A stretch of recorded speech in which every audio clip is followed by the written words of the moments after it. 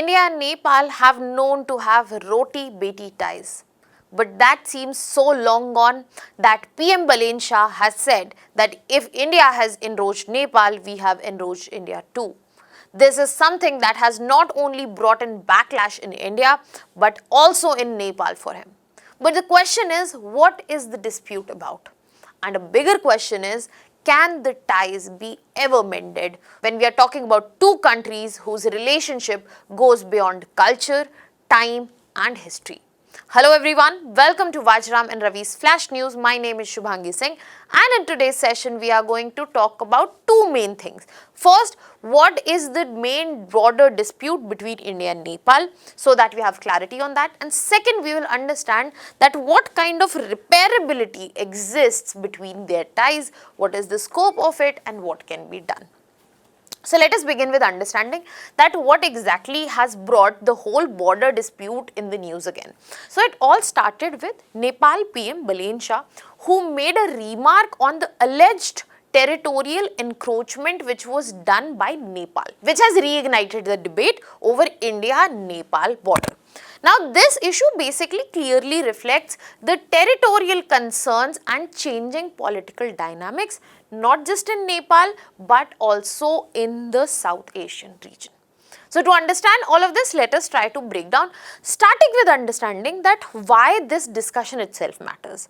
This discussion itself matters because first of all is the fact that it impacts India's and Nepal's present diplomatic relations.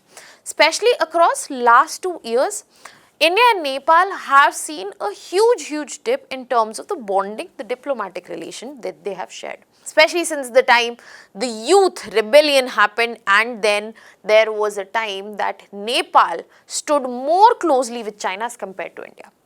Then this also matters because this directly influences the domestic politics in Nepal. We will not be going deep in that, but this statement itself has called for a lot of backlash in Nepal itself. And third factor here is, as I said, that it is going to define the regional security of this region. Now, when we are moving to understand, let us begin with understanding the dispute itself. Now, this dispute begins from 1906 when Treaty of Sugauli was signed, and that Treaty of Sugauli, that was between British India and Nepal, it said that when we are trying to identify the border between India and Nepal, it would be identified as Kali River, because Kali River will be the western boundary of Nepal. Understood? Now this was given in the treaty, but now the problem is the origin of Kali River. India identifies it differently, Nepal identifies it differently. That is why the regions of Kalapani, Lipulekh and Limpiyadhura, three of these are considered disputed. As of now, India is the one which maintains their access there. India continues its trade with China through Lipulekh Pass. India has resumed Kailash Mansarovar Yatra through Lipulekh Pass. But Nepal disapproves that, and Nepal says that these three regions belong to our territory. Now the bigger problem here is that this dispute has existed for a very long time. Now this issue has escalated recently, and this has happened because of multiple reasons. Now what are those reasons? First of the reasons, in the recent times, the nationalist sentiment in Nepal has pushed Nepal and the political entities present there to establish these regions as their own, where Nepal has printed the map including these areas, printed the map of Nepal on their note including these areas, and issuing multiple statements around it as well. That is why this issue has escalated not just for India but also for Nepal. But now the question arises here is why Nepal is doing so. We have understood the origin of dispute, now we will understand other factors around it as well. Starting with the importance of this region, because this will give us an insight that why this dispute becomes strategic also, why they want to keep this land. So when we are looking at the region of Kalapani, we have to understand that it is located near the tri-junction of India, Nepal, China. And Lipulekh Pass, it is a very important route to Kailash Mansarovar region as well and Tibet Autonomous region. So this gives a strategic significance to it. Apart from that, this very region is important from the perspective of security because this gives a very critical Himalayan observation point. Apart from that, it is important for border management and military logistics. If you are talking about India, whose neighbors, especially when we are talking about two special fronts, Pakistan and China, are not the friendliest. And this is where we get to see that this is directly linked with India's northern security concerns, clearly oriented towards China. Now, this is where we can bring in the geopolitical angle as well. Because when we are talking about China, Nepal being on its side, this is the region, if China gets access to it or China enters through it, this increases complexity and threatens our security as well. So, any change in status of this region, Kalapani, Lipulekh and Limpiyadhura, it is going to change the whole regional security and strategic calculations. That is why this is a very important discussion, dispute that needs to be resolved, and that is why probably it is not also being resolved. Now, China does exist here to fuel the fire. But what has changed in last 10 years from Nepal's end that this has become so escalated? So, in last 10 years, the face of Nepal has changed. Nepal, how you look at it and how Nepal looks at itself has changed.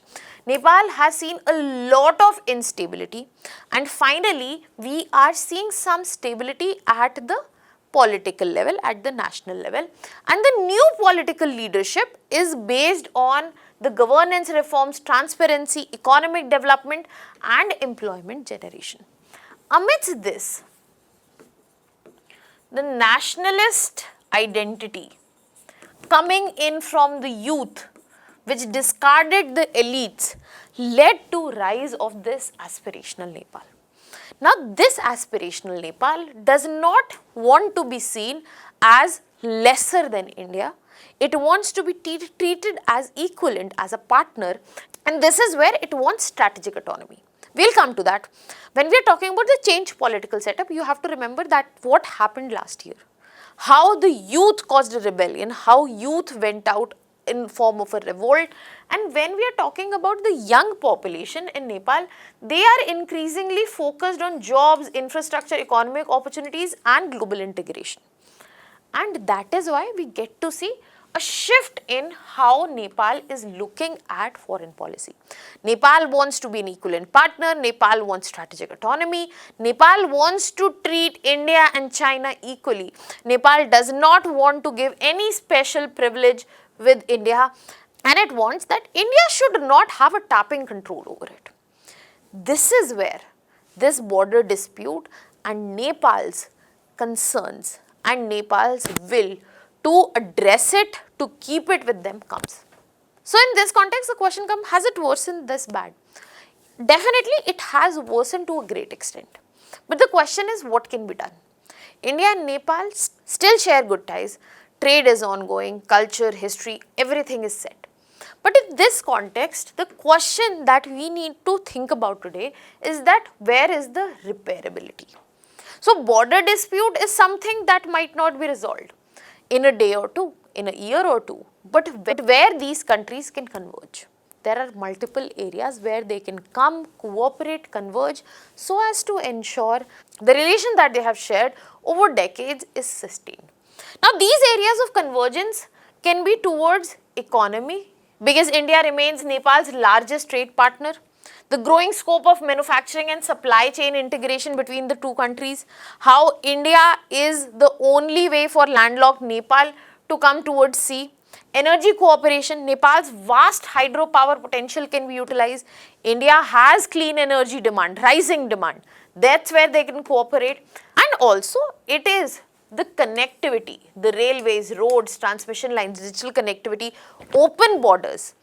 And then comes the culture part, people to people ties, open border. We have shared culture, religion, family linkages. Initially, I mentioned roti-beti ties. This is exactly what I was talking about. That it is the trade that is tied together, it is the people which are tied together.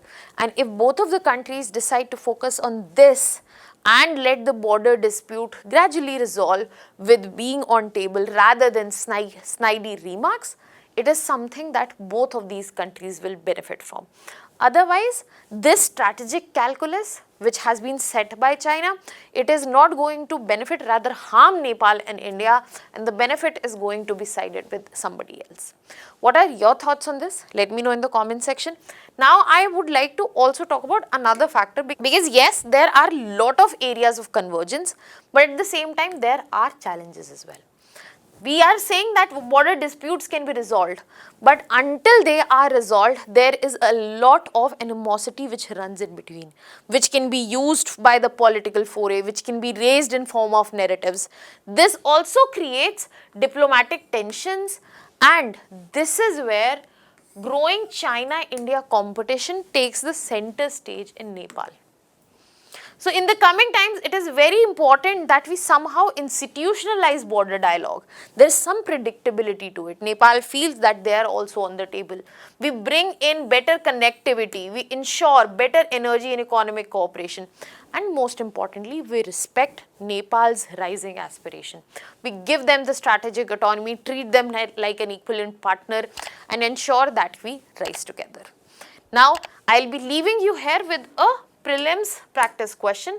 Let me know the answer to this in the comment section. That was all from my side. Thank you so much.